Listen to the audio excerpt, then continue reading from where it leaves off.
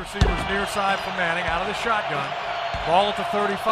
Moreno in the backfield. Now he scampers. The ball is hit as it comes out and it's picked off by the Seahawks. Far sideline, Malcolm Smith. 50, 45, he's going to go. 30, nobody's going to touch him. Cut back 20, 10. The Legion of Boom, the Seahawks defense. They do it again. Holy catfish. Touchdown, Seahawks. Oh, baby, Malcolm Smith dunks it over the goalpost, and the Seahawks go up 21-0 on the second interception of the game on Peyton Manning. Wow. The Seahawks coming to take division titles. We got Coach Carroll because he's in. I'm in. We all in.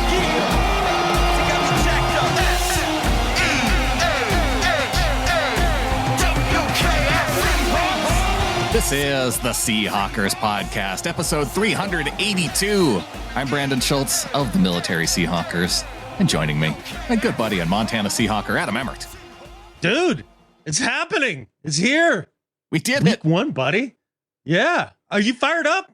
I want to know how fired up. I am fired up. I'm a little scared, but I'm also a little fired up. It's a very interesting mix of feelings as we go into week one, and based on our opponent, I'm kind of glad it's starting out this way because I feel like there would be a much bigger buildup to this. And now it's like, okay, preseason's over. You got the 53-man roster out of the way. Here it goes. Boom. You're taking on Russell Wilson right away. Week one of the season. Yeah, still hate it. Completely disagree with you on that. I could have definitely waited till about week 11 for this and been all the better for it. You would have wanted to hear about all the anticipation and all the roller coasters of, oh, well, now is it going to be Geno? Is it going to be Drew? Because, all that's going to happen on the way leading up to, toward the middle of the season. Now it's just over. And look, as much as I think we've talked about this over the offseason, it's to the point now where I'm feeling okay with everything that's happened. Just emotionally, I feel like I'm getting over it. I think part of that is due to the fact that, Russell Wilson comes out and he gets his contract this past week. I feel like I'm kind of settled into where I want to be for the 2022 season. Yeah, on the feelings end of things. Yeah. Like, I think it's one of those things where I look at this season and I think about the idea of how fascinating this is going to be. Once you have accepted that there is a major change coming for the Seahawks this year, and it's going to be a roller coaster every year. It could be a really rough year. It could be a decent year. And anybody who tells you otherwise doesn't know what the catfish they're talking about, because nobody really knows. They really don't. So for every Bronco fan out there that is sitting here trolling Seahawks fans, oh, you're in for a long year. You're in QB purgatory. You're going to suck forever. You were nothing before Russ. Well, first, you don't know football history. Secondly, we can actually draft a quarterback, and we have your draft picks to do it. And on top of all that, even if it is a, quote, long year, that just means it's easier for us to get that next franchise guy that we don't have to overpay by, I don't know, $47 million a year. But then again, we don't have Scrooge McWalton owning our team, so we don't really have that stupid money to throw around to overpay a quarterback for 7 years.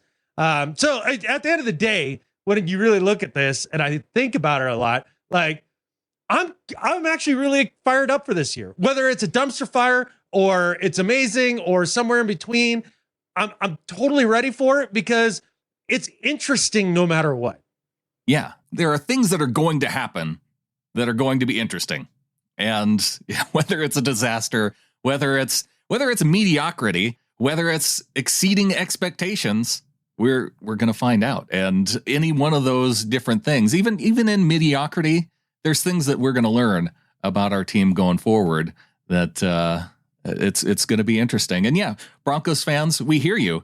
We know what it's like to be in quarterback purgatory because you've spent the last few years there.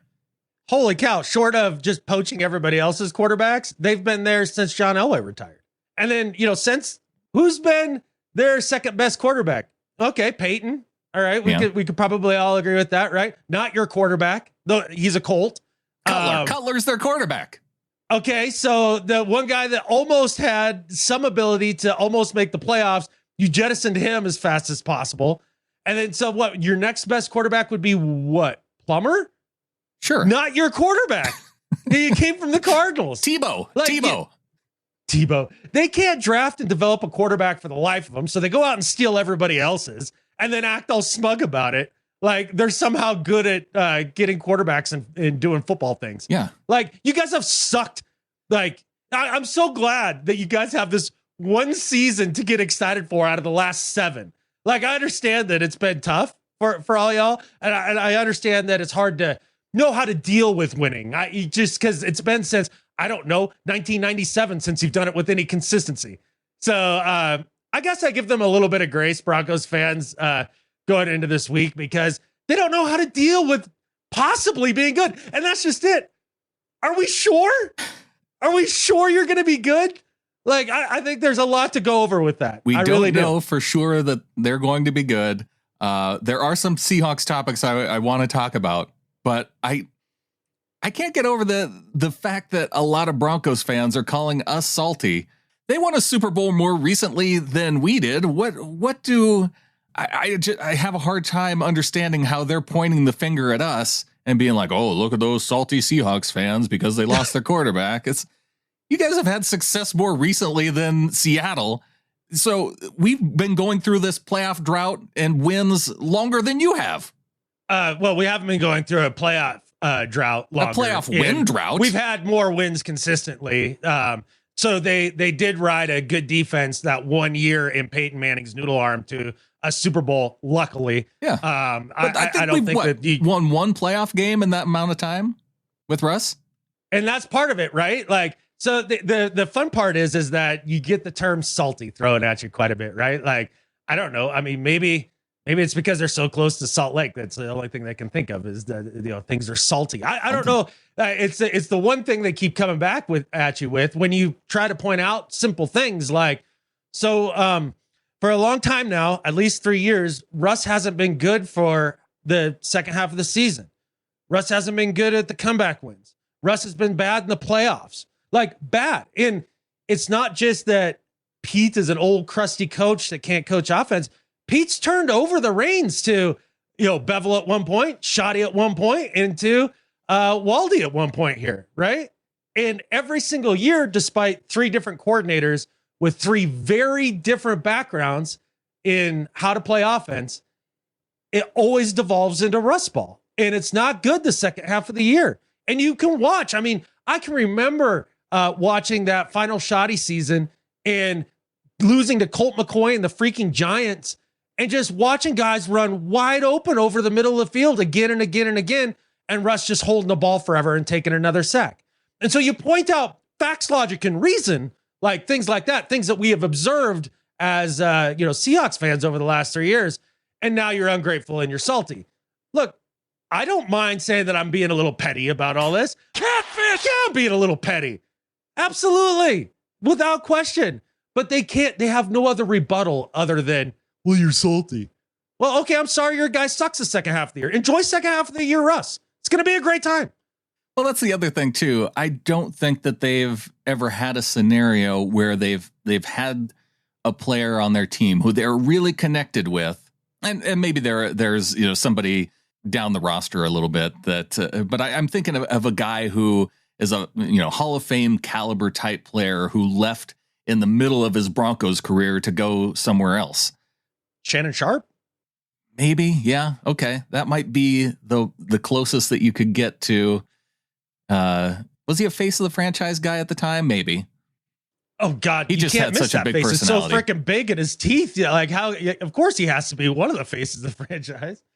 Yeah. Okay. So maybe Broncos fans go back and think about how you felt when Shannon Sharp left you for the Ravens. And then multiply it by 10. Right. Because it's your quarterback. Yeah. Right. And so instead of taking personal shots at Russ, which I could do endlessly because it's easy to do, we don't do that. We just point out about his play that here are some things that are going to be a problem for you guys. Have fun overpaying for that. And that now you're salty. Yeah. And have fun with some of the personal stuff too.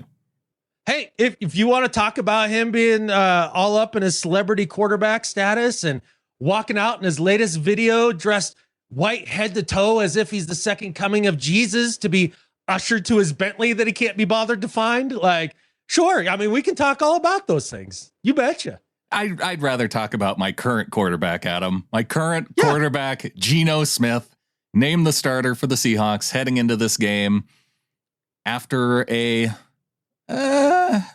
preseason. It was fine. It was fine. And as you look at it, it was fine. I think what fans wanted, though, was we wanted somebody to go out there and win the job. And I felt like it was more toward the idea of Geno Smith played well enough to not lose the job. Right. I think to have an expectation of anything more than that level of play from either of Dreno Smock is an unrealistic expectation. Look, I mean, these guys are going to be, Drew's going to be more of a roller coaster. You're going to have some higher highs and definitely some lower lows. So if you want that kind of flavor of football in your life, then okay, great. Then we can trot Drew out there, and that's fine. That's not Pete Carroll's flavor of football, though. There you go. So then it ends up being Geno, and there's not a lot you can point at that Geno has done wrong in the preseason, for reals. Like, I mean, the throws haven't been terrible, the decisions haven't been bad. He did walk himself into the one sack, but things happen too. So look, I'm fine. I'm fine with Geno running out there because that's not going to be the straw that stirs the drink for the Seahawks this year. It's just not. And I think he's going to have a little bit more consistent success when he's got DK and Tyler actually making the catch on the regular than suffering the amount of drops that he did in the preseason. That'll be a part of it. The biggest thing that we're going to have to see, I'm really not that concerned about the passing aspect of Geno's game because we know that he can hit some of the intermediate stuff and some of the short stuff. And he's probably not going to be going deep, to the extent that we saw Russ, which is fine. I kind of like some of that consistency and rhythm on offense, but a big part of that's going to come from having a solid run game. And Penny's going to have to be out there and healthy. We're going to have to see Ken Walker out there and healthy, mixing in DJ Dallas and Travis Homer, who had pretty solid preseasons, and their success is going to come down to the offensive line. So we're kind of waiting to see which of these components, if the offensive line can really drive this team with what's going to be two rookie tackles on either side of Geno. Absolutely. And this is the most fun matchup of this entire game to me is our offensive line against the Broncos defensive line and our run game versus their run defense. You look at the Broncos last year and everybody talks about what a great defense they are. And they were good for sure. I can't sit here and say otherwise, but look at their run defense. Was it stellar? They were 15th in the league in rushing yards allowed last year. So it's not like they go out there and just snuff teams out on the ground. There's going to be the Fangio defense. There's going to be an opportunity. And that was the Fangio defense, not the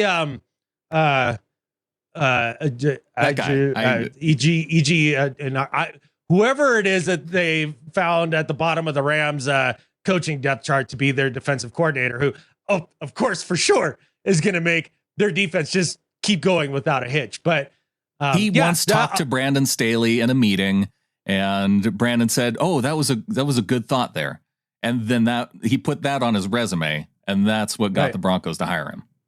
Right. I mean, that must be it. No, I know that. I know this. But yeah, I've heard. Oh, okay. Yeah. Well, hey, I didn't know you had those good sources on that. Yeah. No, that's great. But you combine that with the fact that they have a first-time head coach that is an offensive-minded head coach, and you're just dead sure that the defense is going to play really well. I think they can be had on the ground, and this is such a fascinating week one matchup in that sense. Watching Cross and Chubb go at it, and watching Gregory and Lucas go at it. We're going to learn a lot about those rookie tackles week one. Welcome to the NFL, rookie. Yeah. Well, hopefully, they're studying up on the guys that they're actually going up against this week. We're going to learn a lot. It could be a tough set of learning moments for these guys, or we may get to the end of week one and go, holy smokes. Can you look at what this offensive line could become with these two rookies at the tackle spots? Have we heard if Lewis is going to be playing this week with the ankle? Based on what Pete said, it sounded like he was trying to be ready for this game. If he's not going to make it for this game, it's going to be a short-term injury thing because he wasn't one of the guys on the 53 that went to the IR eligible to return. That was only John Reed, the corner, and LJ Collier. Yeah. So, I mean, hopefully D-Lou plays. That'd be great. Blythe has had a nice preseason. I think we all have to agree to that. Yeah. And, Gabe Jackson has looked like Gabe Jackson, which is a slightly above average right guard. And that's actually pretty good. And I really thought that the push they got throughout the preseason was for real. And I think the Seahawks are going to have a lot of success running up the middle. Look at the Broncos defensive line depth chart. I mean, short of the edge rushers, name me one other dude. Yeah. Derek Wolf. I had to look it up. I think Wolf actually retired this past year, but I don't know, man. That's, and that's one of the things about going into week one too, is you don't have, can you base it off of some of the preseason games? Yeah. I know we are with our Seahawks that we get excited about the offensive line, but have they really seen all of the stuff that a defense can throw at them just based on the preseason? Yeah, we saw them picking up some basic stunts and that sort of thing, which is nice to see because I feel like even last year's offensive line struggled with some of that. So yeah, I'm optimistic, but again, this is going to be a tough matchup for Seattle. I think our offense versus Denver's defense is more equal than most average fans would believe. I really do think that the Seahawks have the advantage in the trenches there. I mean, especially their inside linebackers. They're nothing to write home about either. They do have a couple nice safeties in Simmons and Kareem Jackson. They're good players. There's no doubt about that. And their edge rushers are good. So really, the Seahawks are going to want to attack that middle of the line. And I think they can have a lot of success there. If they can do that and stay ahead of the chains, Geno can be efficient and keep them in this game. What it really boils down to me, the win or loss of this game, can we stop the running back from the Broncos, Williams? Javonte Williams, Melvin Gordon. I worry less about Melvin, but Williams for sure. A guy that you could mix in, though. I feel like they have two solid dudes. Absolutely. Yeah, I don't think that you can say that Williams and Gordon aren't good. I think they're both. I think obviously Williams is the better back, but Gordon's a nice change of pace. I mean, not a lot of teams get that luxury. So we'll see how the Seahawks D line stacks up against the Broncos offensive line. And as we talk about that Broncos offensive line, I'd kind of like to include it in a bigger discussion. And it's the Russ totally upgraded on offense discussion. We haven't actually gone through position by position yet and talked about, is that really an upgrade? And I'd like to do that to see, okay, is this really a massive upgrade for Russ, that as everybody says? So, for the Broncos offense. Right. Yeah. So I looked at it earlier and I think it's more interesting than you'd think.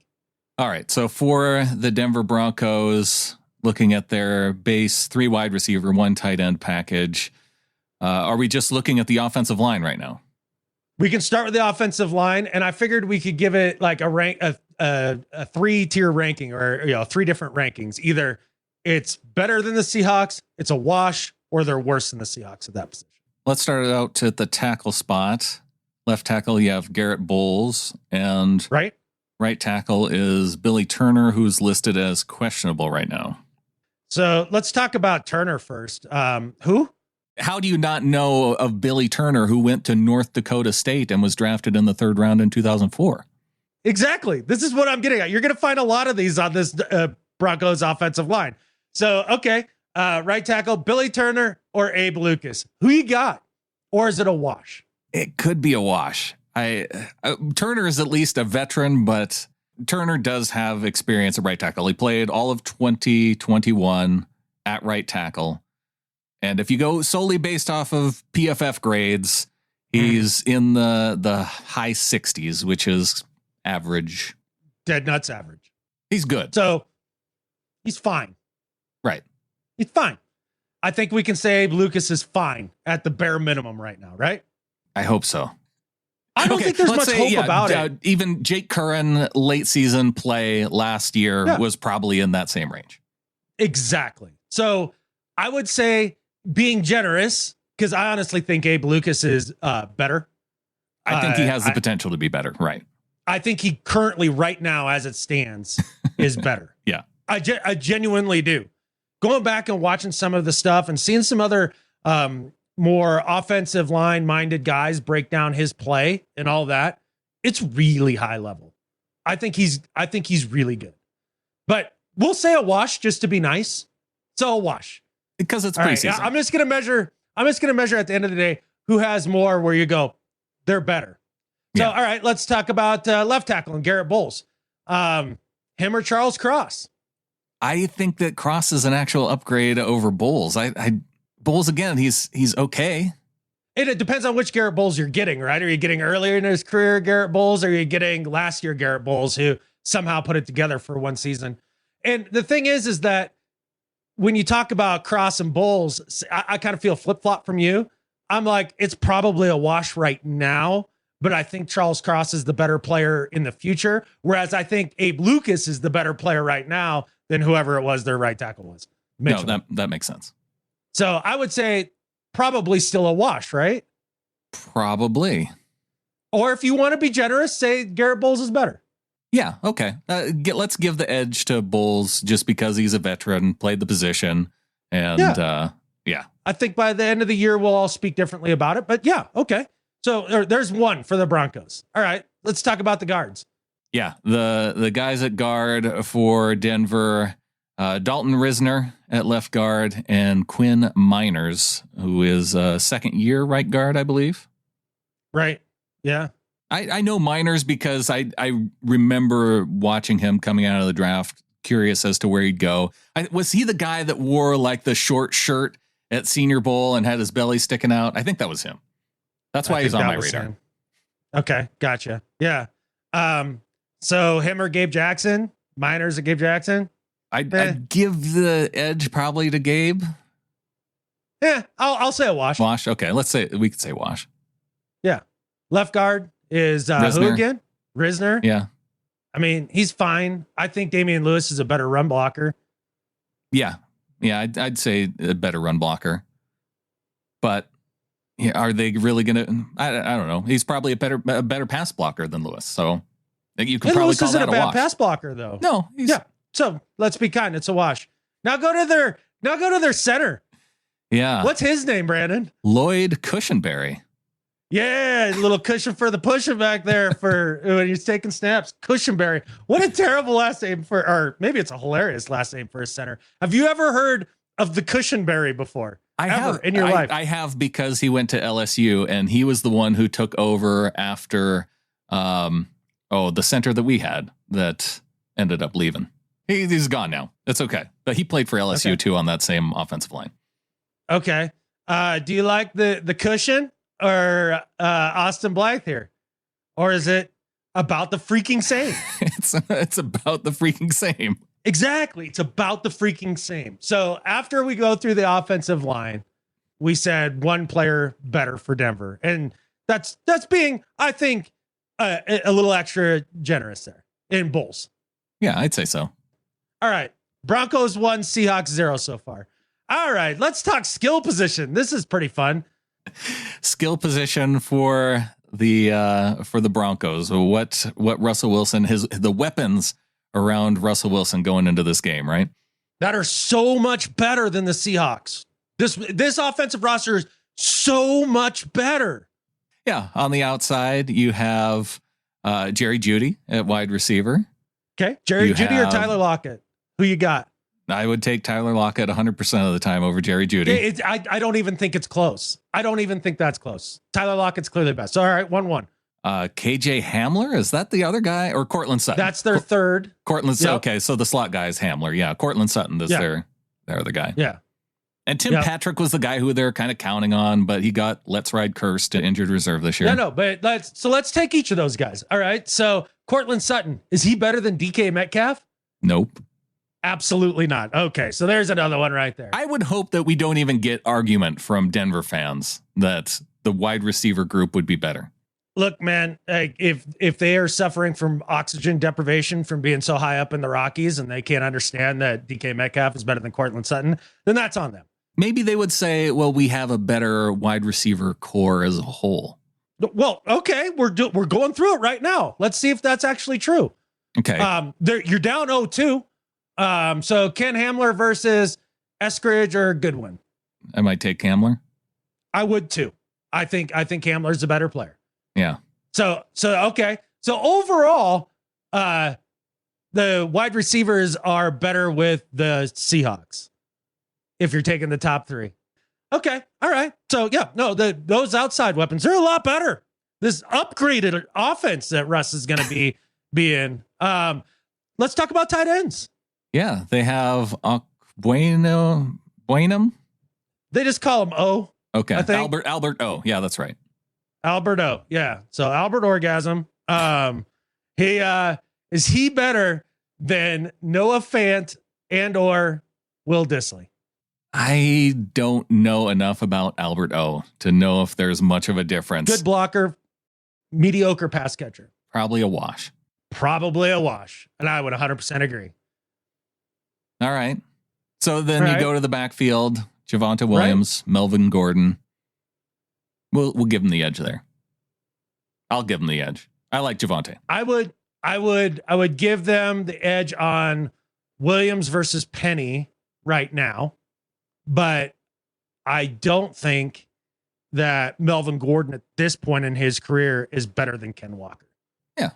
I think that evens We itself may out. not have Walker for this game, but No, we may not have Walker for this game, and that's okay. I'm not talking about this game. right, you're talking about the situation being better.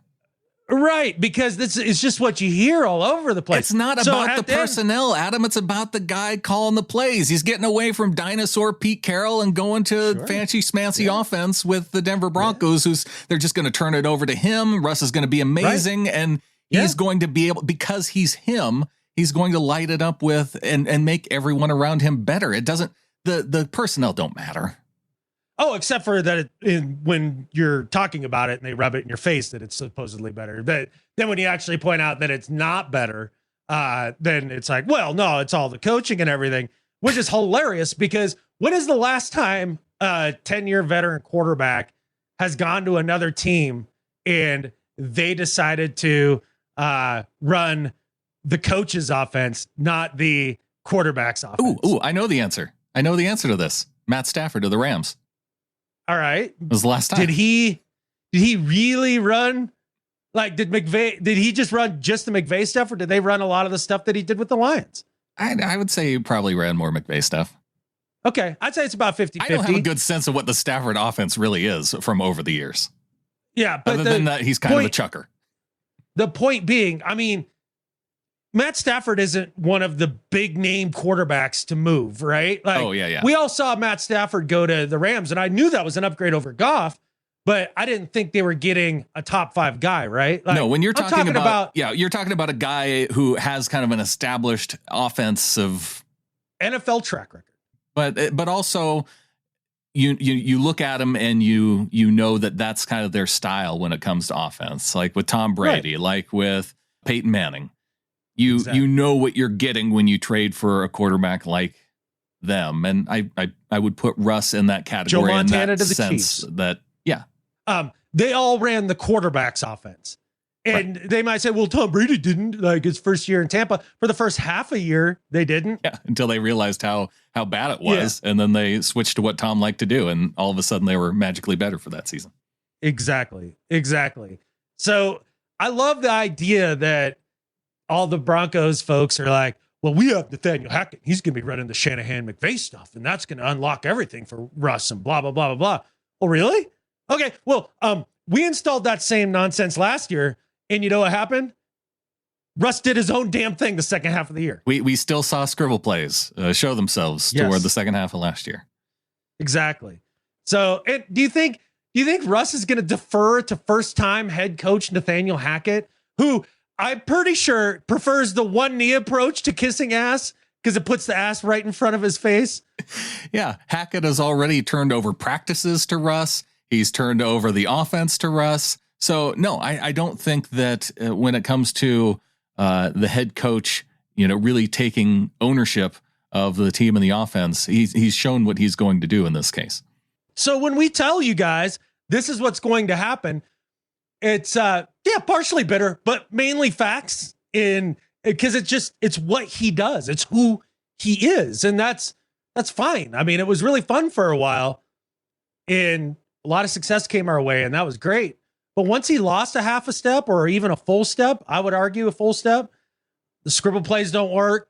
That whole running the football thing that he did with his legs and to really keep a defense honest, we haven't seen that for 2 years. We started to see it toward the tail end of last year, strangely enough. Not to the extent that we saw before, but he stayed within the pocket behind the offensive line rather than running the ball, unless it was wide open and, he could run down the field and slide and not get touched. Right. Which, the Staffords of the world can do, right? Like not particularly mobile, can move a little bit.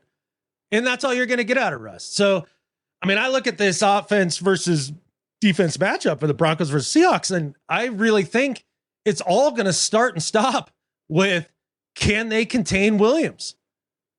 If they can do that and force Russ to beat him, then you're going to play some variation of 2 high safeties, pack the outside of the numbers, and dare him to beat you short over the middle and with checkdowns. And he doesn't have the patience and he won't do it. The part of the matchup, though, that I would worry about then is the matchup with our corners. Because who's it going to be? Is it going to be Mike Jackson and Sidney Jones that are our starting corners for this game? Probably. Hopefully Jones is back from his concussion, because it sounds like he's had a rough time getting cleared to be able to come back. That is true. We'll see what happens there at corner. It will be interesting, but it's a lot easier to play corner when you play everything with outside leverage and you have safety help over the top and you know where the ball's going. Yeah, you don't have to worry about the ball going to the middle of the field. Not really. I mean, unless it's a seam route.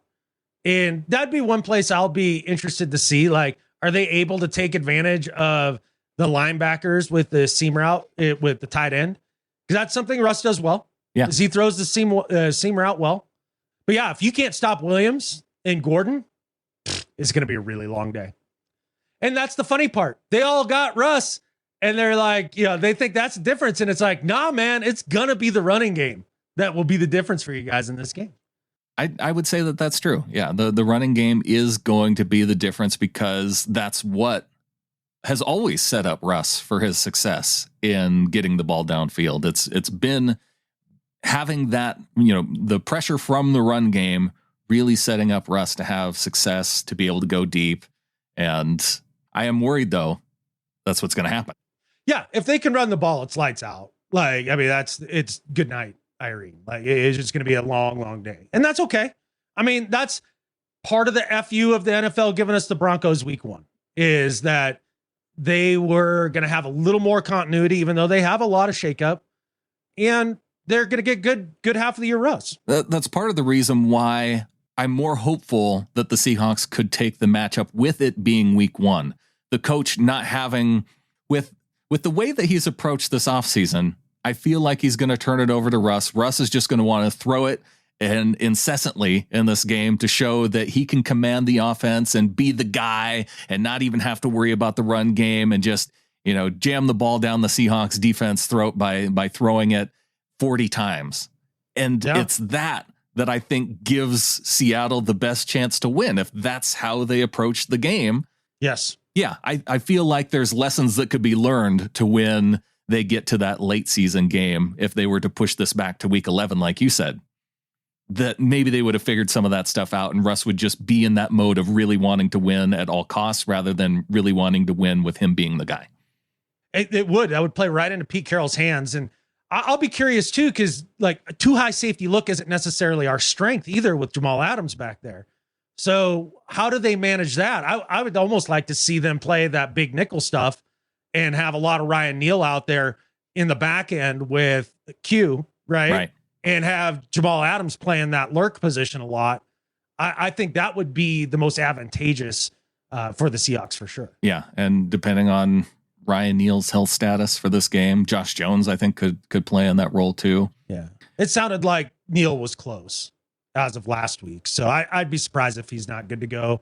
And also, too, if you have Jamal Adams playing in that lurk position and closer to the line of scrimmage, it's going to make it a lot easier to stop the run. You have that extra box defender.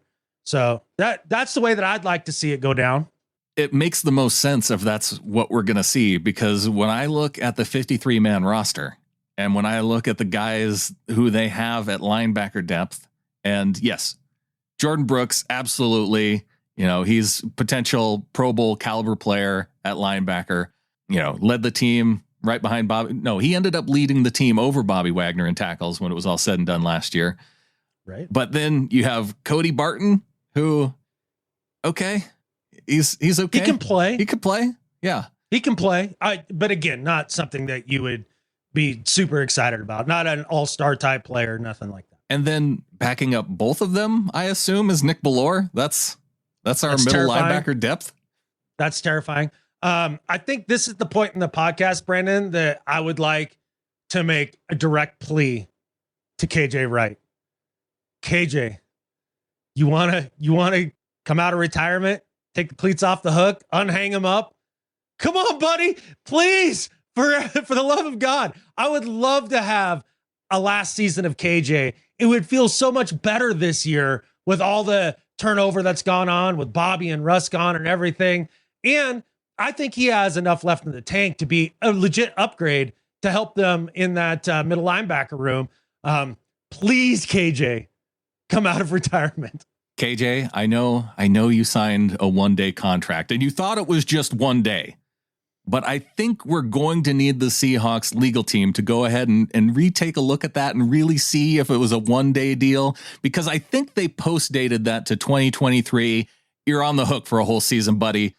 Week 1, I expect you on the field at Lumen Field.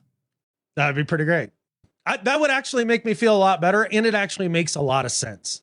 Close out your career as a member of the Seahawks. Just forget about that stupid time you had with the Raiders. And what time? I don't know. I had a bad dream once that he is actually suited up in a Raiders. I don't know, man. I think it was a dream. It didn't happen. It's fuzzy. Right. Exactly. So I would really love to see KJ come back and play this year. I think when I say it makes sense, I think it makes sense for the team. I think they could really use him, his leadership and all of that. I think it would be a great fit. And it would feel good on top of all of that.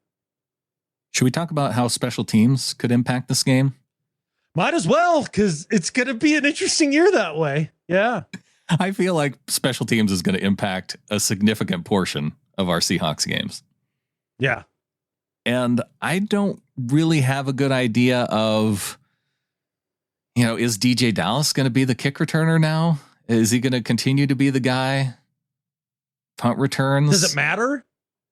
I don't know that we have a guy that is going to strike fear into people's hearts. No, DJ is the guy who catches it in the end zone and runs 25 yards straight forward, and right. Maybe you get 30 once in a while rather than 25, and you actually come out slightly ahead by not taking the kick in the end zone. Right. Yeah. I mean, that's basically it. And that's okay. Basically, Pete wants them to possess the ball first, and that's a big deal. Can D. Eskridge be a Freddie Swain upgrade? Freddie Swain cut by the Seahawks. Yeah. A little surprising. A little. But this was the most unsurprising 53-man roster, or maybe not unsurprising, but unemotional. Yeah. I didn't feel like I lost a dude that I was like, man, I really wish I would have had him on the team on the final 53. And the couple guys who I was thinking were on the fringes made it to the practice squad. Right. So, yeah, I think you kind of nailed it there. There was no big surprises to me. There was nothing that was really gut wrenching or anything like that. And so when you're kind of talking about that 53 roster cut, you're talking about the guys at the back end of the roster, the guys who play special teams. And what we saw from special teams throughout the preseason was uneven at best. And it's a mostly little dumpster scary. fire. There's enough dumpster fire there to not love it.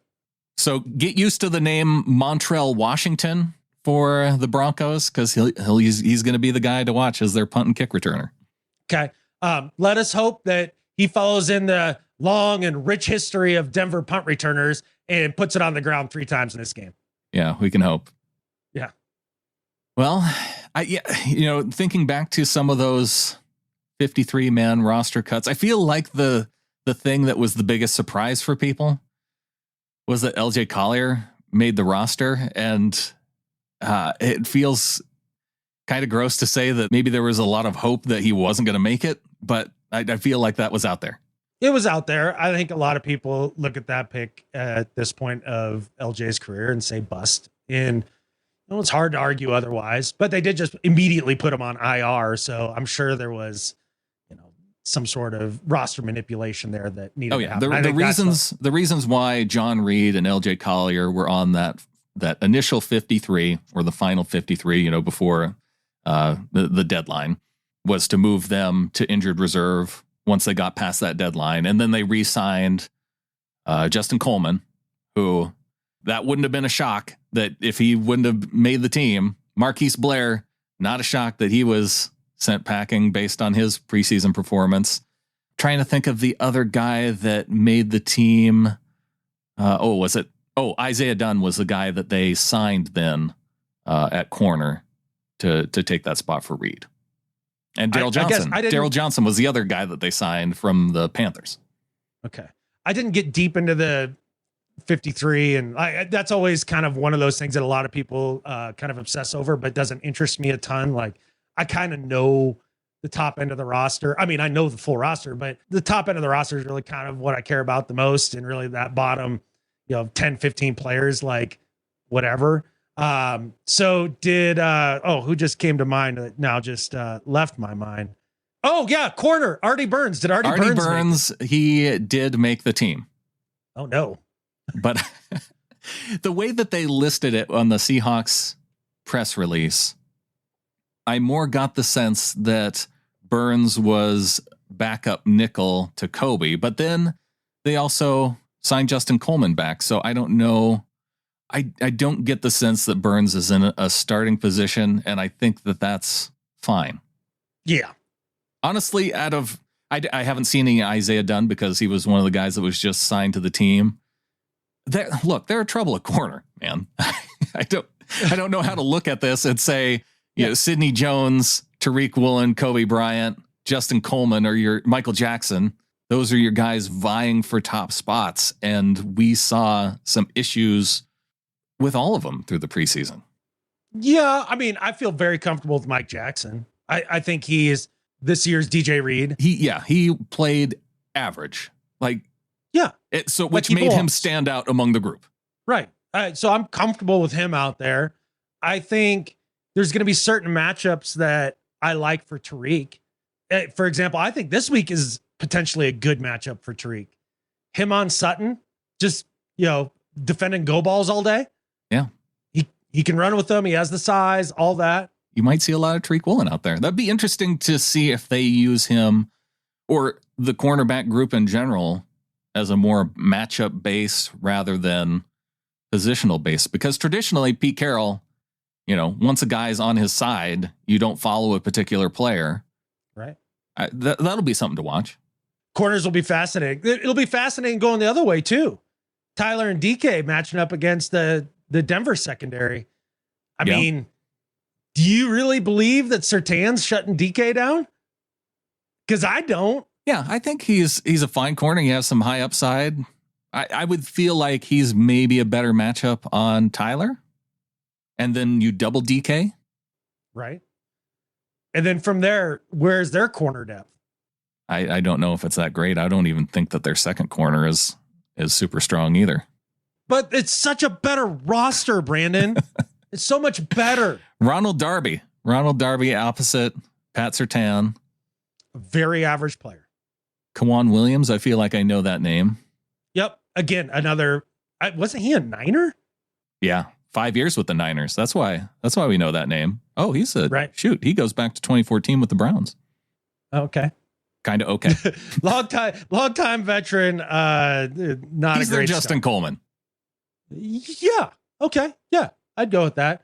So we'll see if Gino and company can take advantage of that matchup, because I think that is there to be had, especially when you get Fant matched up against the interior linebackers in, third and fourth corner for them. That him and Disley, I think, could cause major problems, especially because I do think the Seahawks are going to run a lot of 2 tight end sets, and they're going to have to take advantage of the tight ends in the passing game, which we can do now because we have a quarterback that might look for one of them. Yeah. Hey, Broncos fans, if you're still tuned in, the reason why Noah Fant was part of that trade package, is because the Broncos knew that they didn't need him. You weren't going to need him.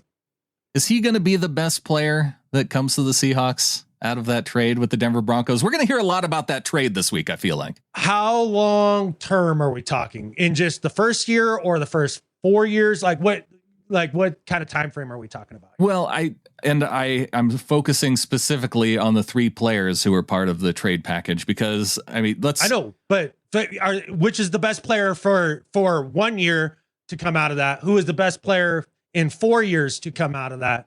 Because Shelby Harris is going to be the best player this year. Correct. And then you would expect Noah Fant to be a more long-term player with the team. That's exactly where I was going. And then Drew Lock still, who the heck knows? But I think Broncos fans we're going to hear a lot from them about how they got the better deal as part of this trade, because simply of the fact that Drew Lock came to the Seahawks and didn't make the starting roster. Right. So Drew Lock wasn't the player that was the focus of that trade. None of the players were the focus of that trade. It was all your freaking draft picks. Right. The players were just kind of sort of a bonus. Like Shelby Harris and Fant were like, cool. And then Lock was like, yeah, well, okay. I mean, if you want to throw him in, great. And we'll give him a go. Like, we'll see. Maybe it's just because you guys suck at developing quarterbacks. I don't know. No, it just turns out that they suck at picking them. Right. Yeah. I mean, the best you could hope for is maybe a Tannehill type situation, right? Where he just needed a change of scenery and could be pretty good. It's still in play to a degree. And well, yeah, I mean, nobody in Seattle was like, thank God we got Drew Lock back in return for Russ. The quarterback swap was not the driver of the trade. No, it was the first round pick that the Seahawks end up getting left tackle Charles Cross with. It was the first round pick that's coming up in 2023 that we hope is going to be a top 10 pick again from the Broncos. It was a top 10 of the second round pick where the Seahawks get pass rusher Boye Mafe. So being able to upgrade in that way in the trenches, plus another second rounder next year, plus with the first and second round picks that the Seahawks hold on to of their own going into next season. Yeah. Tariq Woolen, part of that trade package too. So we got a corner out of the deal. Possibly, maybe. Yeah. I mean, you can say maybe on a guy who made the roster at corner his rookie season. Yeah. I think what you can say for sure is that we've gotten a franchise left tackle for Russell Wilson. We've gotten a top tier tight end for Russell Wilson. We got a very good situational pass rusher for Russell Wilson.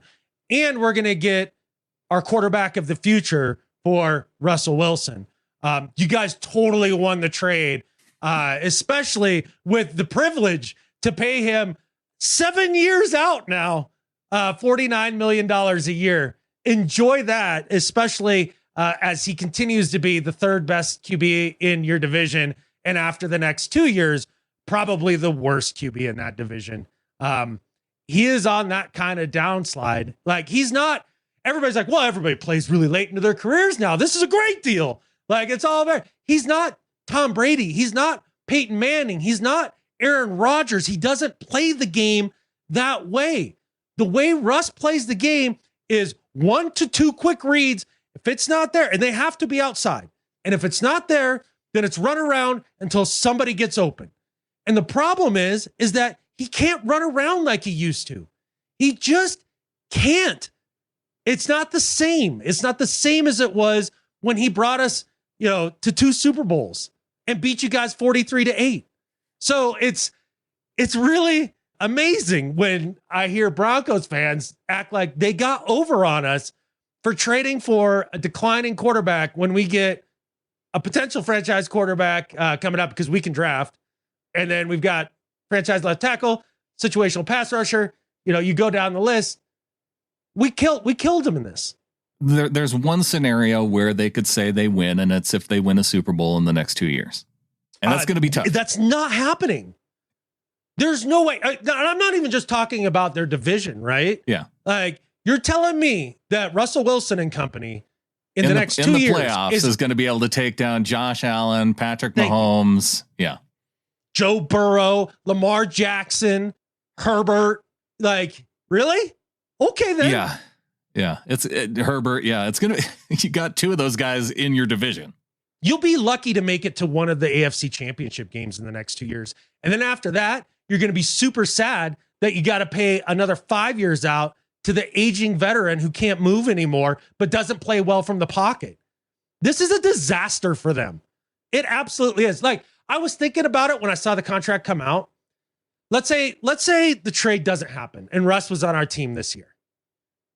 At the end of this year, or even at the beginning of this year, if you told me we had to extend him another 5 years, I don't think I'd want to do it. I mean, if I'm being really honest about it, I don't think I would have wanted to do it. 5 years, $245 million extension. But the thing is when it came out, based on the Deshaun Watson deal, based on the Kyler Murray deal, no, it was actually it was lower than what I was expecting it would be. Yeah, I guess the people talk a lot about the guaranteed part of it, right? With the Deshaun factor. It's still top 5 guaranteed though. Of course. And the thing is that everybody's like, well, now that Deshaun got fully guaranteed, that's what everybody's going to have to do now. Yeah. Look, the rest of the league is going to be like, look, nobody knows what the Browns are doing. Like, they paid an absolute dirtbag a fully guaranteed contract. You can act like that's precedent, but it's just not. So we're not going to negotiate from that point. Like, we just won't. And you see, that's what happened with Kyler and now with Russ. And soon to be Lamar. Look, maybe the whole point of extending him 5 years was to spread out the cap hit enough so that they can try to compete over the next 2 years. That makes sense. But much past that, this deal is a disaster if they stick with Russ. And it's going to be tough for them to justify paying that. And you're going to see it next year. At the end of next year, they're going to be, or at the end of this year, all of a sudden there's going to be guys coming up for contracts and you'll be like, well, you can't really do that because of the Russ deal. And it's going to get tough. It's going to get harder and harder. It's really, the funny part is their Super Bowl window is this year. This is the one. It's going to get harder each and every subsequent year for them. Yeah, it's going to be tough. And their chances are god awful this year. If they're more than 8 wins this year, I'm genuinely going to be surprised. I think 8 wins is right about where they finish. Ooh, I think they win at least 9 games. What do you think they go against their division opponents? What do you think their record is? They probably go 500 against their division. Really? Yeah, I think so. You see them beating... I see them beating the Raiders once, losing to the Raiders once. I think because they have home field advantage, they'll be able to beat the Chargers at home for sure. They never beat the Chargers at home. I know that's weird, but I think they'll get the Chargers at home, and the Raiders at home, and then they'll win a game on the road somewhere. I think their best chance, other than the Raiders in Denver, is against the Chargers in LA. Maybe that's true too. I still see 3 wins, but I don't think it's more than 2. I think it's 2 and 4. So if that's the case, then they play the NFC West for a bunch of games too. Yeah. So, and we already talked about the fact that the NFC West teams aren't as strong as I think everybody's making them out to be either. Right. I think the Super Bowl hangover could be real for LA, but also too, the Rams have had Russ's number. So that's what, like, I don't, write the Broncos down in that game as like a surefire win. Yeah. So that gets me to 5 losses. San Francisco, they could just as easily beat Denver. I mean, Russ right has their number though, if we're going to go off that history. True. And it depends on when they get the Cardinals. Do they get the Cardinals early or late? I don't think it matters when they get You're right. Because the Cardinals could kill Russ. Well, the Cardinals are going to be without D-Hop for the first 6 games of the season, right? 8 games, 6 or 8. And then the last half of the season, the Cardinals are terrible. Yeah, and if they catch catch the Broncos late, then they get second half of the season Russ. Oh, that's true.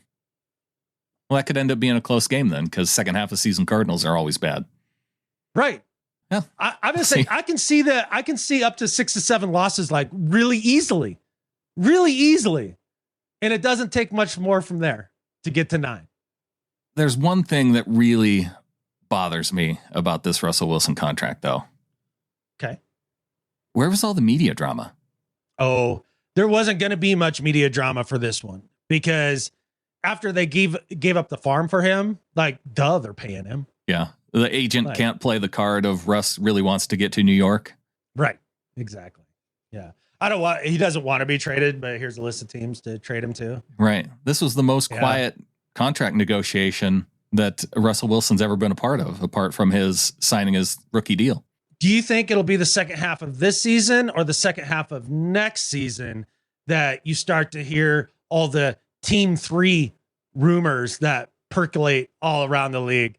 Like, well, Russ says all the right things in front of the camera, but I'm hearing from team 3. And he starts throwing everybody else under the bus for not making the playoffs for 2 years. It's going to depend on how the Broncos perform offensively, because if they perform poorly this year, it's going to be the Pro Bowl again, where Russell Wilson's talking about needing to sign stars on the offense. Absolutely. And then it's going to be, well, he took less on his contract so that the Broncos could go out and sign all these stars and blah, blah, blah, blah, blah. It's not the fact that his play is declining. That's the problem. It's the pieces. So, I don't think Broncos fan understands the current version of Russell Wilson that they're getting. And that's both in his production and also his personality. He's just not the same guy as first 5 years of his career, Russell Wilson. He's just not. Well, we're going to get early season Russ, though, in about a week. Yeah. Catfish you, Roger Goodell. Let's get to the second half of the show. All right.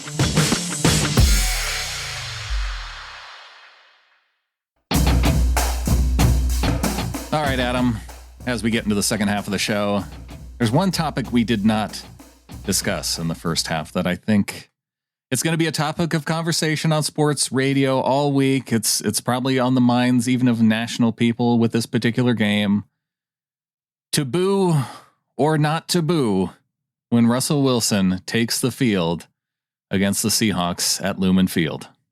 Yes, that is the question, right? To boo or not to boo?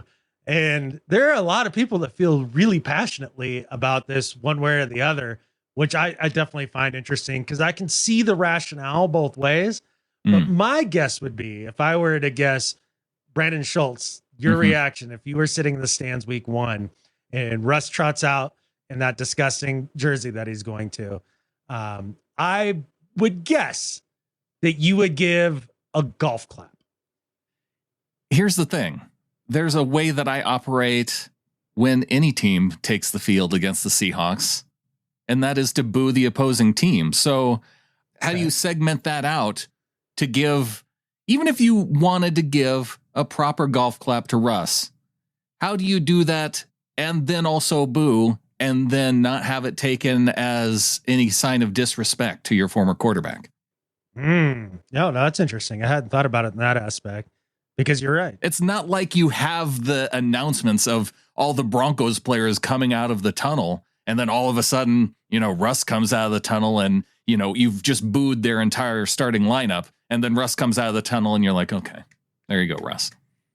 Right. It's just not how it works. Yeah, I think the boos will definitely become louder the second he is in visual range coming out of the tunnel. Sure.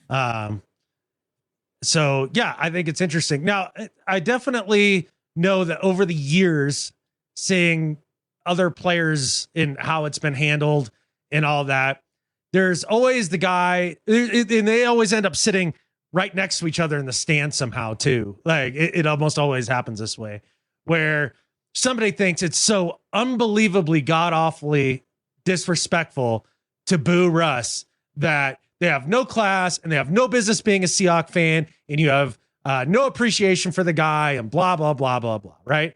That person sits right next to this guy stabbed us in the back. How can you applaud a guy who wasn't with us for the long haul, blah, blah, blah. He's on another team, and they're equally as disgusting for booing, and they hate each other. And the "how dare you speak" comes out all the time, and the phrase "you're not a real fan."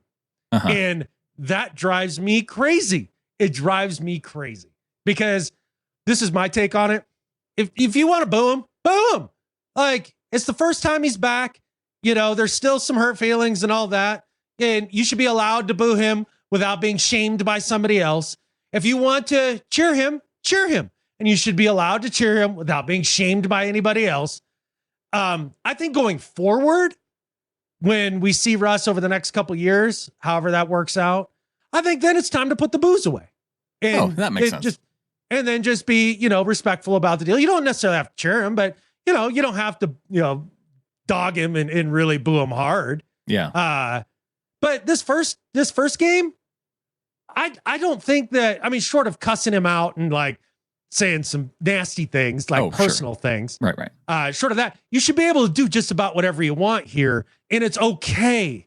It's okay. So if somebody next to you is doing something that isn't your style, not the way you feel about it, not the way you think about it, it's okay. Let them be. Doing double birds is too far, but like maybe the middle finger up to your eye, like you have an itch, that's the border for me.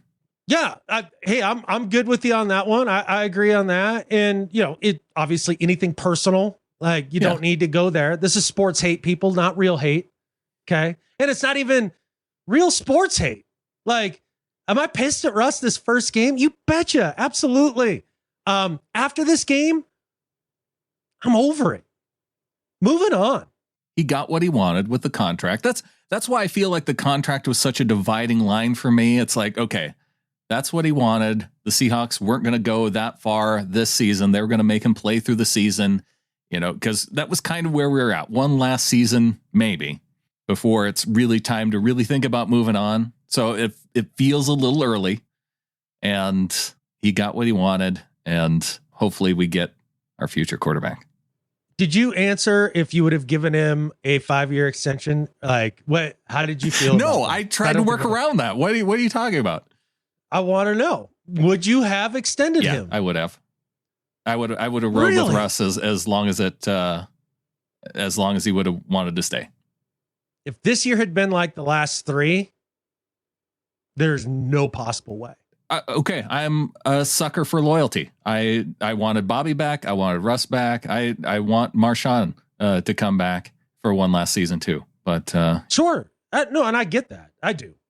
I just think, it's not like Russ had any loyalty either. I would be a terrible general manager. I admit it. I don't know when to move on.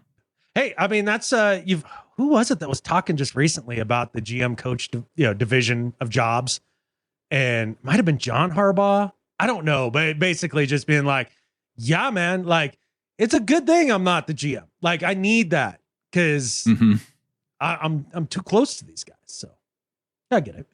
It does bring me to one of the comments I came across because as I was preparing for this week's show, I went and checked out Broncos Reddit. And I saw this comment. I bet you that was, yeah. Well, they're obsessed with how we feel about losing our quarterback. Like, why do they really even care about our feelings other than now it's their quarterback? But they seem fascinated by how we're all processing this particular situation. Oh, yeah. The comment was, I just stumbled across a thread in r/Seahawks, the Seahawks Reddit thread, that was asking if Russ should be booed or cheered, or would be booed or cheered in week 1. And a good amount of people were saying to boo him. I think that's just moronic. He stood behind a terrible offensive line and a head coach that's past his expiration date for years. After the LOB, he was the main reason why they got anywhere.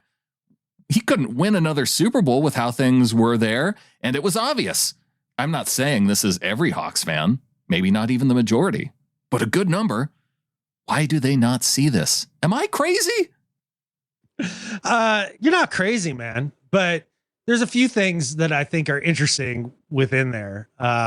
One, my favorite Bronco criticism that I hear a lot is, over the hill, past his prime, terrible, should have been out of the league coach Pete Carroll for years.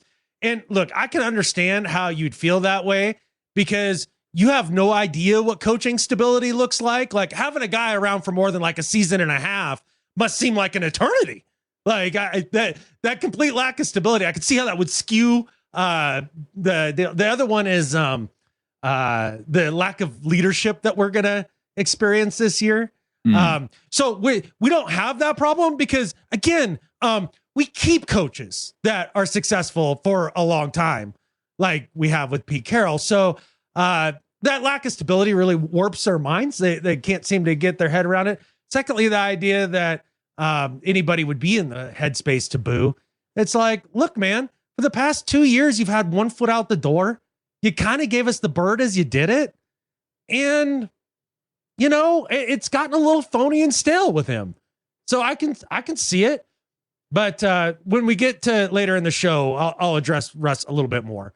But I feel like with Broncos fans, like if you really need to understand where Seahawks perspective comes from in that sort of sense, the ones who are paying attention when Russell Wilson's agent came out and said, "Oh, Russ doesn't want to be traded, but if he were, here are 4 teams that he'd like to go to." Like when that happens, it feels because that doesn't happen. Like you just don't see that. And you had to know that there was at least enough going on there that felt like Russ was pushing against management, whether it was for contract, whether it was to get what he wanted in other ways in terms of coaching. We don't know all of that stuff behind the scenes that were going on, but there was enough and it was public enough that fans saw it. So it wasn't just, oh, well, you know, gosh, as Seahawks fans, we sure feel bad for Russ, the player. Man, I just wish he could go somewhere and be successful. You know, like Von Miller. Von Miller, he doesn't have a whole lot of time left. I sure am happy that he had a chance to go to the Rams and win a Super Bowl because he really deserved that second chip. Yeah, exactly. And they'll all say, well, no, we all loved Von and blah, blah, blah. Well, here's the thing. Von, the whole time, did not want to leave. He did not want to leave. And the thing is that you'd get Russ saying one thing in public. Oh, no, I mean, I believe I'll finish my career. That's what I hope. That's what I pray for. I hope. And then behind the scenes, all the leaks that would come out were the opposite of that. And it felt a little backstabby. It genuinely did. And a little two-faced and a little CEO-y. Yeah. In a lot of it wasn't so much the money aspect. It was the power aspect. Russ had to have more power and he's got it now. So good luck, man. Well, one quarterback, despite all of the backstabby things that were going on in the offseason, who is staying with his team, Jimmy Garoppolo, staying with the San Francisco 49ers. Surely is. Wow. Really wow? I did not see that coming. Oh, I think I pretty much nailed that one. I didn't think it would happen because I thought it was the worst thing possible that the 49ers could do and that they would avoid doing the worst thing possible. Although, I mean, I can understand it from the perspective of the organization. I mean, yeah, you have this roster, all these guys on defense. You have enough players on offense to be competitive. You see Super Bowl as a potential, within your window of this current roster. And if Trey Lance goes out there and is terrible, there's no backup plan. But that's the thought process that goes into keeping Jimmy. And because none of the other quarterbacks showed enough in the preseason, I feel like it's going to make it a whole lot tougher on the future for Trey Lance on the 49ers. This feels like a negative feedback loop. So basically you've got the Niners who top out under Jimmy G, right? Yeah. And so then they then struggle when Jimmy gets hurt like he does all the time. And they damn near lose their jobs, Lynch and Shanahan. So then they go out and give up the farm for Trey. Jimmy gets him about as far as his limitations can take him again. And so they say, yeah, okay, now it's time to start the young guy. So then they try to start the young guy, and it's beyond clear that they don't believe in Trey Lance, because They know if that guy they gave up all that capital for truly stinks, or at least is a roller coaster and is up and down, and they go somewhere in the neighborhood of 6 to 9 wins, they may not have a job next year. Right. Like, it's because their coaching tenure and GM tenure has been massively up and down. It's wild roller coasters, and they are due to have another down year. It's how it works for them. It's how the cycle has gone throughout their entire tenure there. So knowing that they don't believe in Trey, they go, oh no, we got to re-sign Jimmy again. And it starts the whole, which then makes it so Trey's got a bunch of doubt in his mind, because he knows the second he has 3 games in a row of Strugglesville, it's over. That's why Jimmy's there, is because if he hits Strugglesville. And so the one thing they really need to have happen, Trey succeed, is the one thing now that they have almost ensured can't happen, to ensure that they can possibly stay afloat if Trey stinks. It's a really bizarre little loop. And I couldn't be, well, number one, totally saw this coming. Totally was telling everybody this is what was going to happen. And I'm taking a victory lap on that. And I don't give a shit. Who knows it? And then secondly, just applauded up my phone screen when I saw the news that he redid this deal. I mean, it's just the best news that I could get out of Santa Clara right now. I was in shock. I was in shock that they could do that, because I had the same thought process as you did. But I suppose in the NFL, you're thinking just in that short term, we got to win the Super Bowl this year. Yeah, if Trey ends up being a disaster, then it's our jobs on the line, because we gave away all these picks for Trey. Yep. It's fascinating. Yeah. Let's watch the Niners this year. It's going to be, when Garoppolo starts for the Niners, that is going to be a really interesting week, because it's going to happen. Trey has not been good. It's going to be how they can run the offense with him at quarterback, and, how the run game, how they play him and the way he runs off the running game. It's going to be a very run heavy situation, and setting him up for when the defense makes those mistakes, because what he's been able to do is take advantage of when the defense makes a mistake, a guy ends up wide open and he can deliver the pass and they score. At this stage of his career, and I think he'll probably stay here, much like the comp I'm about to make, he's Drew Lock. Like, the highs are spectacular and the lows are far too frequent and terrible. He's Drew Lock without the gunslinger mentality, though. I don't think he's willing to throw it into tight windows like Drew is. Right. Yeah. Because he knows he can. I mean, his accuracy is dubious at best. So, but I'm talking just in terms of the highs. He's Drew Lock with awareness. Yeah, but without the accuracy and arm talent. He's got the same strength of arm, but in terms of, just throwing off platform and getting things where it needs to go and all that stuff, like, it's not the same. Because Drew Lock has that accuracy to be able to hit a tight window. But like Drew said himself, 50% of the time when he lets go, he's like, oh, crap. Yeah. It's the decision-making that's not there. And for Trey, it's just every third throw or so is an uncorker. Like, you're just like, where's that one going? I don't even know if he knows. Well, elsewhere in the NFC West, has Aaron Donald been suspended yet? That's never happening. Myles Garretting the Cincinnati Bengals in practice, and his response is it's just practice.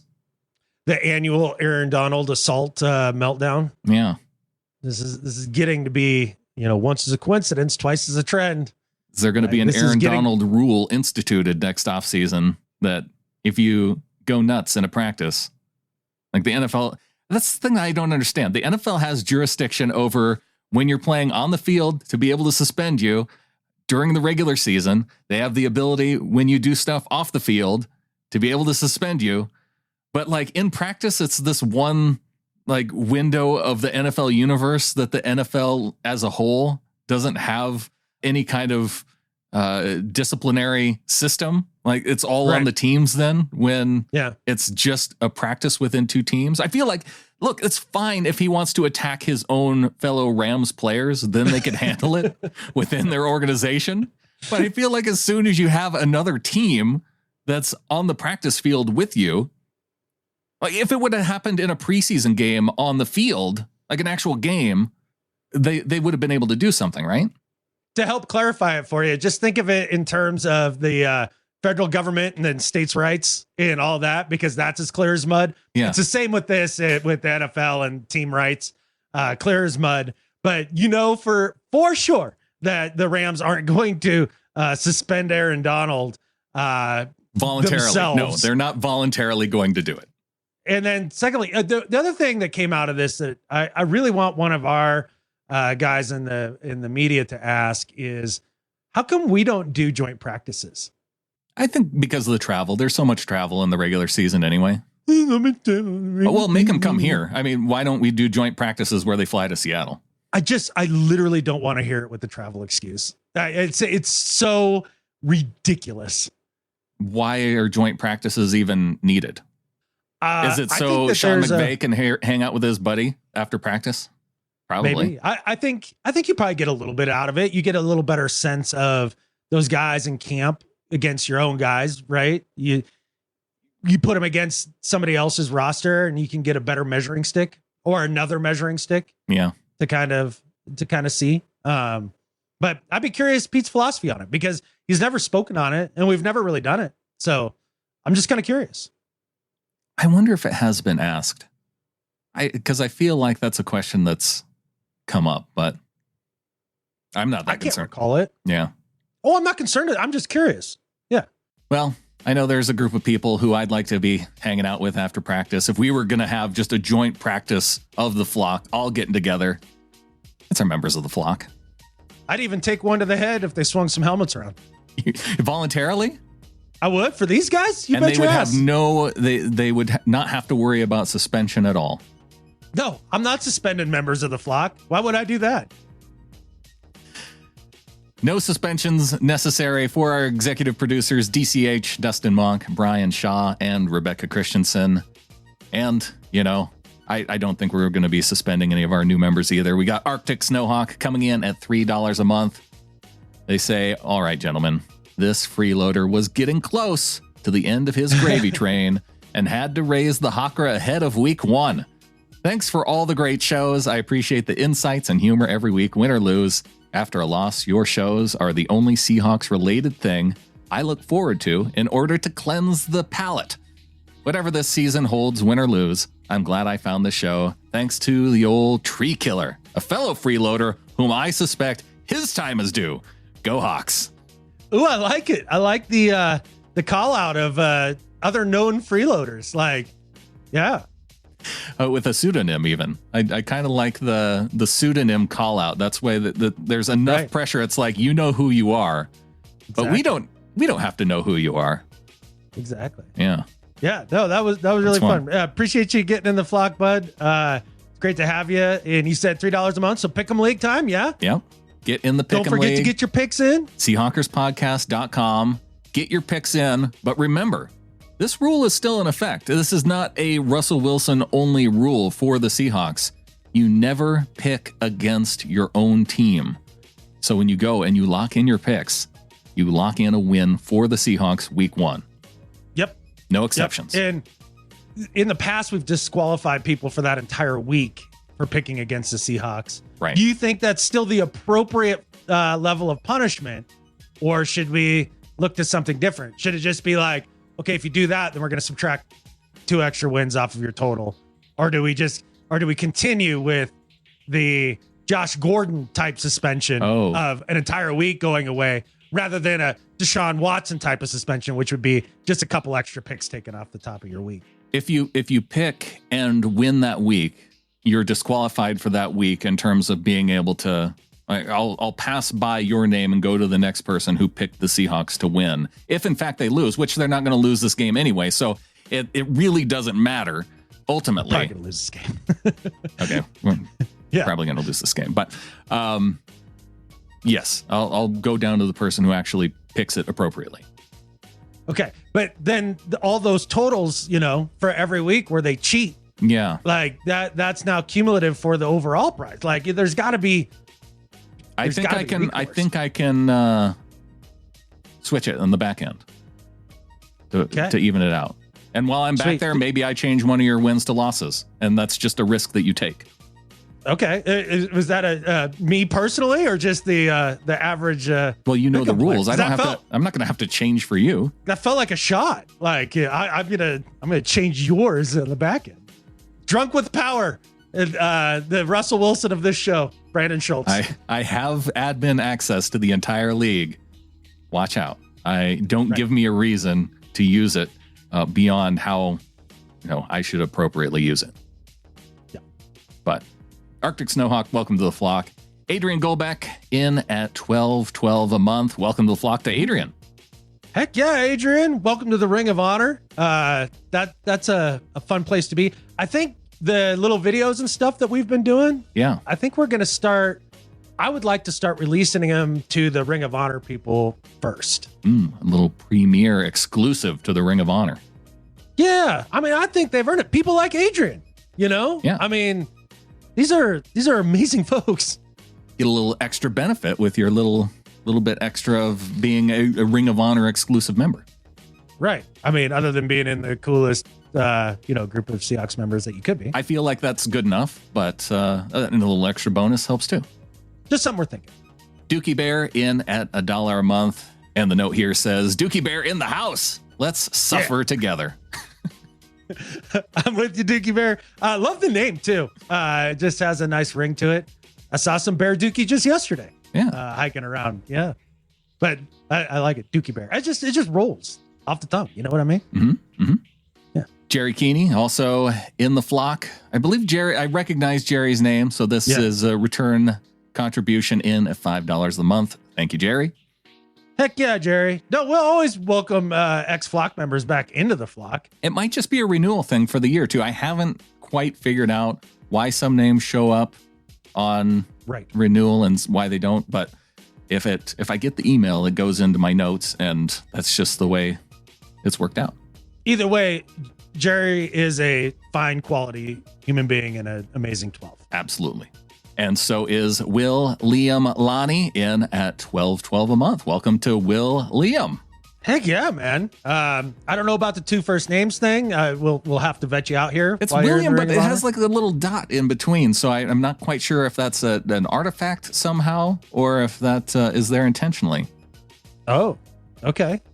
Like a archaeological artifact or like a digital artifact? Like a digital character artifact somehow.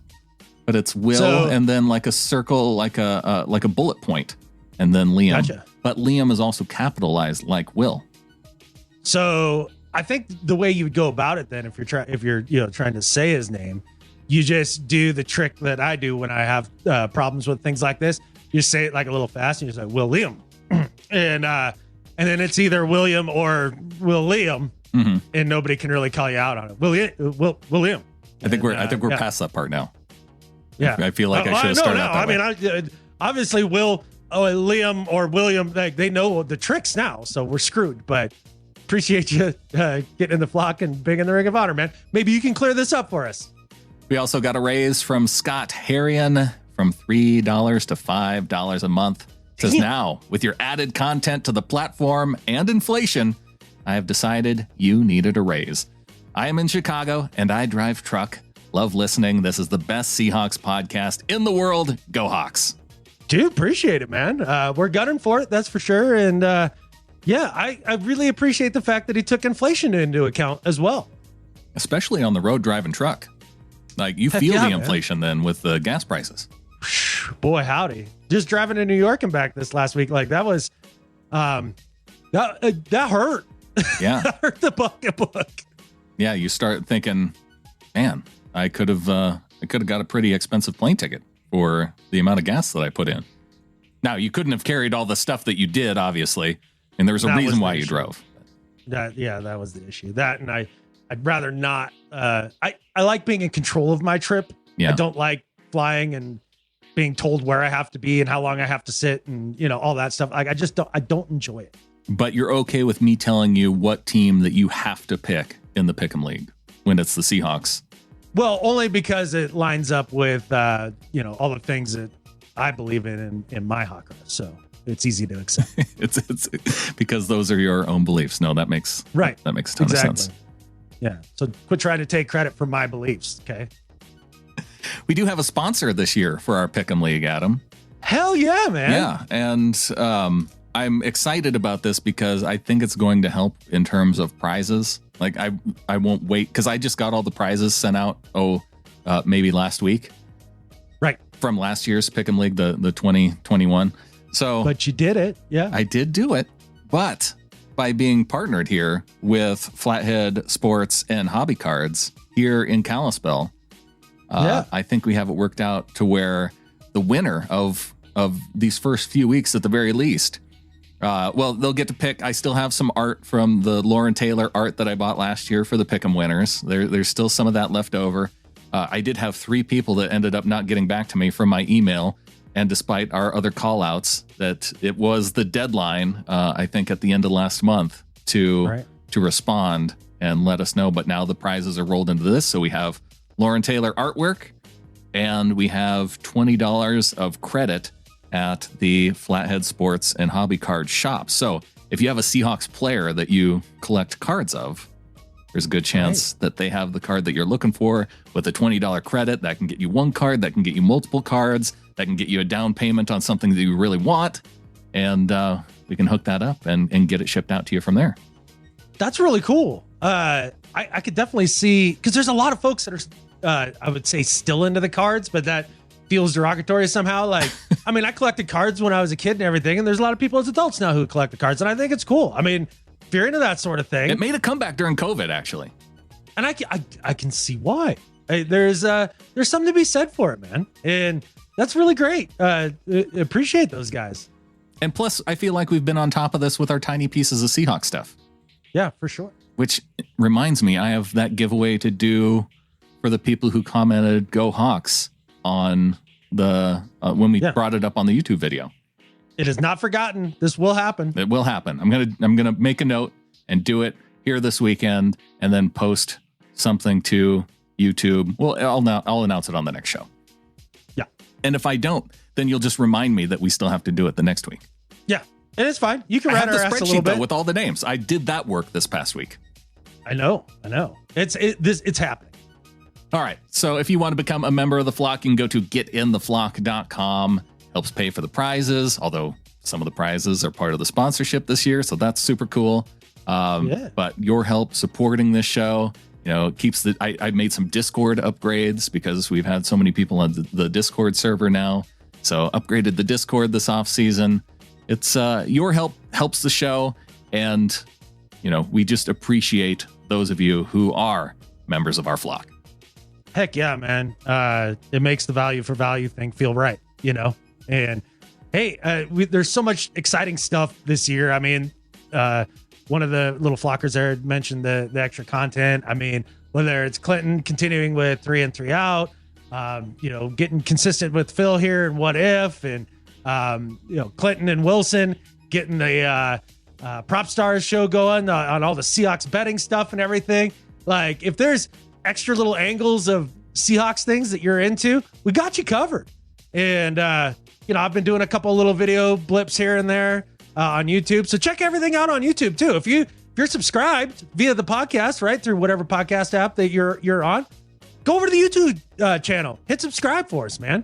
We'd really appreciate that. That's again part of that value for value thing. If you're enjoying it, go do that. That would help us out a lot. One of our subscribers on YouTube, or at least left a comment on YouTube, which also helps out the show. Joshua says, "You cannot win in this league without a great quarterback. So I hope we lose every single game this year and get the best quarterback in the draft for a future Hall of Fame franchise quarterback that will not leave the team." I hope anyway. Yeah. Hey, and that's the beauty of this season, right? If the team stinks and they only win 2-3 games, all the better. It's win-win. In terms of, look, if this team goes and gets 10, 11 wins and makes the playoffs this year, it's a huge screw you to all the people who were down on Pete Carroll this season and said that he was a washed up head coach. And so I kind of like the fact that you can stick it to those people too. Yeah. And some people are like, well, the mediocrity part would be the worst thing in the world. Not really. They've got all the draft ammo they need to get whatever quarterback that they want. They really do. And so win, lose, or draw, you're going to be fine. The mediocrity, though, it does cost you in the terms of maybe some extra capital that you would need to go up and get a quarterback that you would want. It's possible. But then again, like a discussion that I would like to have maybe, well, I guess it's going to have to be next week after week one. But the idea of like, how well does Geno have to play for you to go, yeah, I'd kind of like to stick with Geno. So maybe, I don't know, maybe me and you and Clinton can just do a little separate video on that or a separate little show. I don't know. But I think that's a kind of a fascinating conversation. Yeah, it was a topic that I had down, but then we got to talking about Russell Wilson and it kind of dominated the first half of the show. Well, it's going to have to week one because it is Russ week and it is Broncos week and it is Dirty Broncos fans week. And yeah, they've been tough to deal with. There's no doubt about it. It's true. Bronco Jared, although he's been very grounded in his expectations for his very mediocre team, this week it's gone to a different level. It's hard to deal with. Yeah. That may have been what sparked some of that YouTube, some of the points that you made in that YouTube video. Well, they needed to know. About a few things, and they often they've seemed to have come back in the comments and just said that I'm either an ingrate, emotional, or that's basically it. Ingrate or emotional. And it's like, well, okay, didn't refute one fact that I gave you. Not one. So I guess I'm wrong. Okay, then. If you guys want to get into it with some of those guys on that video in the comments, there you go. Have at it, man. Because, if you want to know where the Broncos fans are to be responded to, check out Adam's video. Yeah, dealing with Denver fans. You already had your head in your hands, like, oh my gosh, what am I getting into with this? But they have to know. Yeah, so the thumbnail was inspired a little bit of, well, I know what I'm getting into, but also too, just like, good God, I'm sick of you people. And you got your head, in the clouds a little too much here. And let me just give you a little dose of reality of what you bought for 7 years. I just want your 7-year purchases. I just want you to know what it is. Jacob came in via getintheflock.com, has a little bit, well, Josh was saying he was hoping that we'd lose every game. And I can understand that because, yes, if you want to pick among the quarterbacks, you want to have the first pick. And so it makes all the sense. Jacob says, I'm okay with going 5-12, hopefully win more than 5. But if it means we sweep the Lambs and Winers and we beat the Broncos in week 1, that, you know what? That would be the best case scenario for the season, because I know Broncos fans are saying this is Seahawks Super Bowl here week 1. Kind of feels like it is. Because yes, if there's one game that I could pick to win, it would be week 1. But then if there were 5 games that I would pick to win, it would also be sweeping the Lambs and the 49ers. How satisfying would it be to get this week 1 win? Like, holy smokes. I don't even, I don't think I can let myself even think about it. But the 5-12 thing, like, again, there's another one of those, like, hey, here's a scenario. Are you fine with that? You bet your ass. Yeah, that sounds great. Like, sweep the Lambs twice and all that. That'd feel good.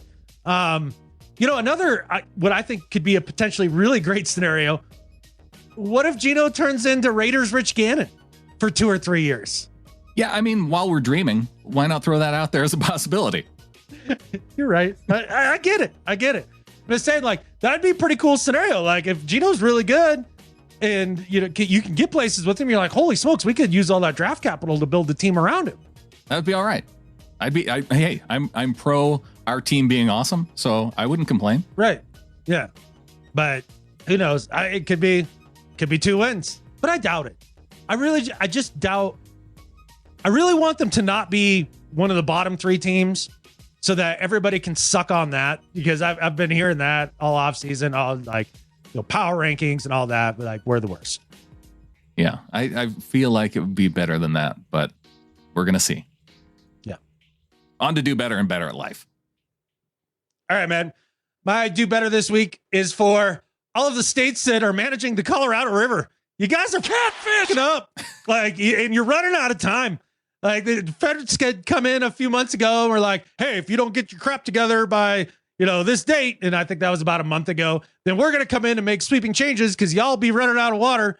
And so that date came and gone, and nothing happened. So not only did the states, they're still just quibbling among each other and can't seem to figure out what to do to keep both Powell and Meade from going to Deadpool, and for them to be out of water completely. They're still just squabbling over what they deserve and what they're going to keep of nothing. Let me give you a little hint here, especially all you lower basin states.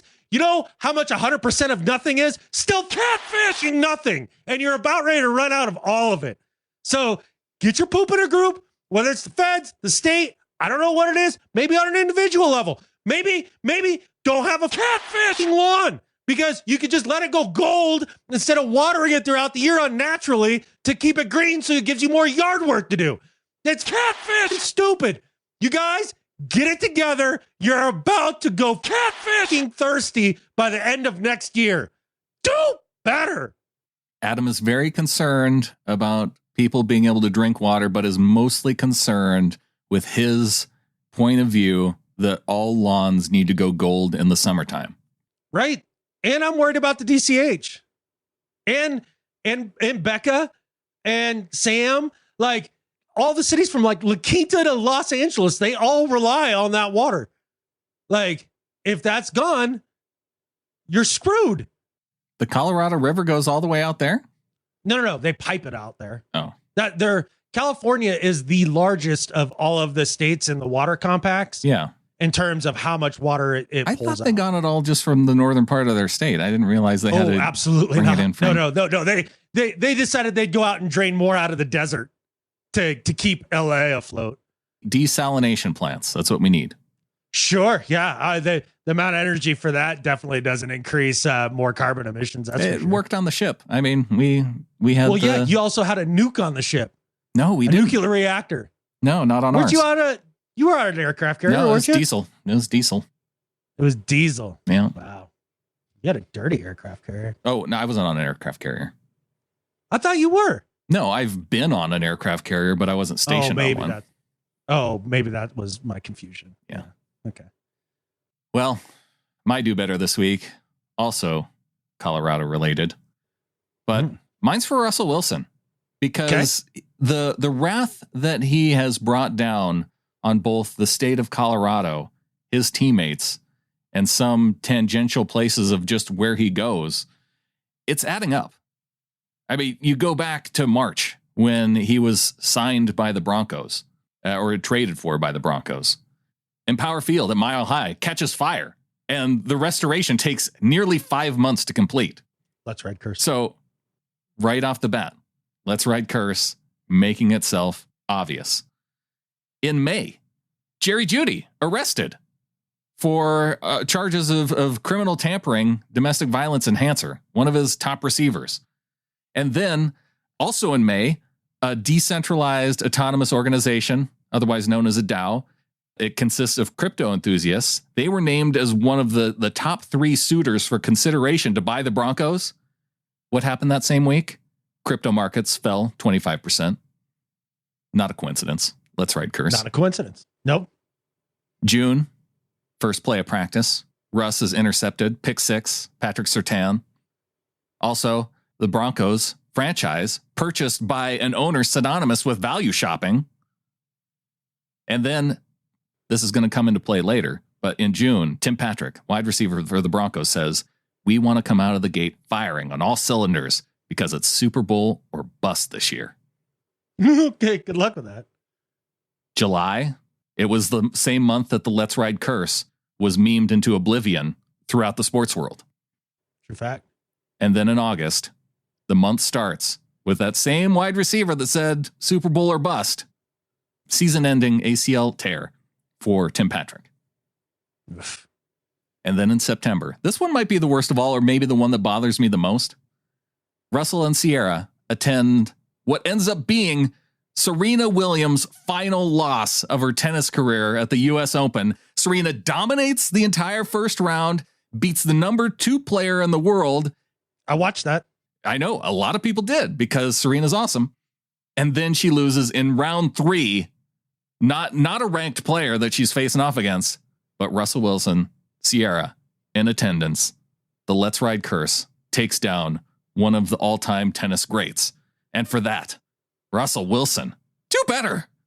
Feels like his fault. All that Let's Ride curse stuff from the Let's Ride catchphrase that Team 3 cooked up. Yeah. Like, yeah. How long do you think they workshopped that one? I'm just curious. Yeah, you wonder how many things that they go through of, well, it's got to be something horse related, right? Right. Because he named his dog Bronco, which is weird. Yeah. Because you can't have it be Go Bronx, because apparently that's what Drew Lock used to use. Right. So the funny part is just how organic Go Hawks came around for Russ, right? Like, I think that was already with the team. I feel like I said Go Hawks before Russ was here. Absolutely, without question. But we would do the chant at the level, stadium, right? where you would say "Go" on one side and Seahawks on the other. Right. I remember that I'm not happening saying, at the Kingdom even. Right. I'm not saying he invented it, but he definitely took it to another level, right? Oh yeah, sure. Yeah. So, but that was pretty organic. This feels cooked up for merch sales. Oh yeah, because I did all of that in Seattle. I have to have something now to be consistent. It's gross. It's a little gross. And hey, and they all roll around and wallow in it and just love it. Like they do. And then come back and say that we're the pathetic ones. So that's kind of fun. They're just behind their quarterback. That's fine. That's fine. And speaking of, you know who my better at life than Skip Bayless is this week, Brandon? Your mom? Well, that could be about every week. You know, she's quality for sure. No doubt about it. But as far as ex-quarterback Russell Carrington Wilson. Oh my gosh. Look, man, I've been trashing on him a bit over the past week. And mainly that's because of how much I dislike Broncos fans as a whole. They're just kind of pie in the sky, like just unrealistic, and don't have anything of substance to bring to the conversation. And so I've been kind of banging on Russ a little bit in response, just to, get into their feelings, because they are so caught up in feelings. I mean, I don't know if they have like group hugs before and after the game, or if they have like group therapy sessions they go to or things like that. But they're all up in their feelings, and they're all up in our feelings, and all about they're it. in their feelings about our feelings, about how we have feelings. Right. I have kind of taken Russell Wilson to task for some of the things that aren't the strongest parts of his game. But with all that said, with all of the accusations of being an ungrateful fan base, I want to thank Russell Carrington Wilson. The memories for 10 years were a lot of fun. It was unbelievable to have 10 years of sustained success, winning records, being in almost every ball game. And I know it wasn't just all Russ, and there's a lot that goes beyond that, but that was our quarterback, man. And for the time that you were here and all of that, appreciate you a great deal. I hope that you have a lot of personal success out in Denver that doesn't translate in one way, shape, or form into team success. I hope the team implodes on itself, lights itself on fire, and John Elway becomes as senile as his past owner. Like I can't stand this entire organization. You guys all suck, and you honestly don't deserve the guy. But you've got him now, and we're going to be a little petty about it for sure this week. And then it's all sunshine and roses, because Russell Wilson, for all the memories and all the good times, like, I don't know, beating the Broncos in the Super Bowl 43-8, you are better at life than Skip Bayless. It all comes down to 43-8. It's just a number, just something to think about. I do think that when it's all said and done, when Russell Wilson hits the end of his career, and even like you said, after this season, I could say it even now. I'm to the point where I'm okay with it, and I'm going to remember those good times so well. I could see him coming back and having his name in the Ring of Honor at Lumen Field because of everything that he has done for this team. Our first quarterback to win a Super Bowl for this franchise. I put him up there with a guy like Sean Alexander, who the first running back to win MVP for the Seahawks franchise. And I think that's those are cool things. So yeah, it didn't end the greatest with Sean Alexander either. It didn't end the greatest with Russell Wilson. Like, we would have liked to see those things play out a little bit better, but they were stars at very important times within this franchise. And for that, I hold on to the positive memories rather than try and hang on to some of those negative ones. I look forward to, in about 4 years, to Russ signing his one-day contract with the Seahawks and to retire a Seahawk. He will always be thought of as a Seahawk. He will go to the Hall of Fame as a Seahawk. Sorry, Broncos fans. I know they don't go as certain teams, but everybody will remember him as a Seahawks quarterback rather than. Although sure. I feel like they kind of stole Peyton Manning away from the Colts. I do not think of Peyton Manning as a Bronco. I think of him as a Colt. I think of him more of a Bronco just because of some of his post-career stuff. It feels like he's stuck around and been part of the organization there more, which is also maybe a little weird, but there you go. I don't know. Yeah. Hey, look, they can't get their own, homegrown stars to stick around and be a part of the organization and all that. So, might as well, I guess, poach somebody else's. Well, now that I've moved on from Russell Wilson as my quarterback, I'm moving on to my new favorite player of the Seahawks.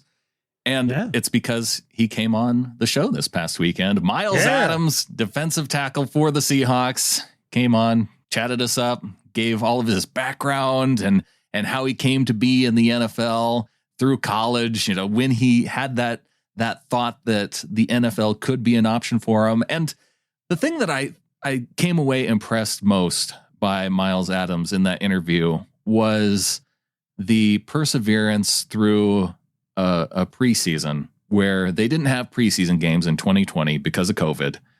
And yet he still found a way to not lose that hope that he had that potential, that he knew he could play in the NFL. And I could see how someone having that 2020 preseason to not really show anything and really getting frustrated and say, maybe this wasn't for me, but he kept through it. He knew he could do it. And now to not just become a member of the practice squad like he was last season, he finished the preseason as part of the Seahawks 53-man roster, had an outstanding preseason. Man, I am fired up to see what defensive lineman Miles Adams is going to do for the Seahawks this year. And for that, better at life than Skip Bayless.